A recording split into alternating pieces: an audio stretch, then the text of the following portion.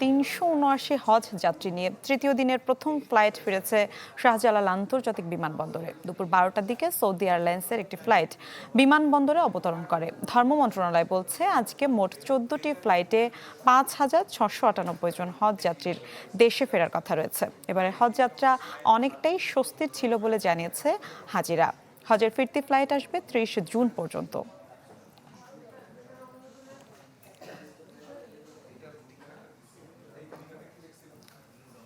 আল্লাহ পাক আমাদের সহায়ক ছিলেন, সুন্দর পরিবেশ, এবং আমরা যেখানে গিয়ে সরকারের সহযোগিতা পাইছি। প্রত্যেকটা জায়গাতে মিনা বলেন, আরাফা বলেন, মুজদালিফা বলেন, খুবই শান্তিভাবে এবং খুবই আপনার শৃঙ্খলাভাবে আমরা এবার আলহামদুলিল্লাহ হজ সম্পন্ন করতে পেরেছি। এত যে আল্লাহ তাআলার রহমত বর্ষিত হয়, জানি যে আমরা সাক্ষী যারা এবার গেছি, বুঝছেন, সব দিক দিয়ে আল্লাহ মনোবাঞ্ছা পূর্ণ করছে, সব দিক দিয়ে।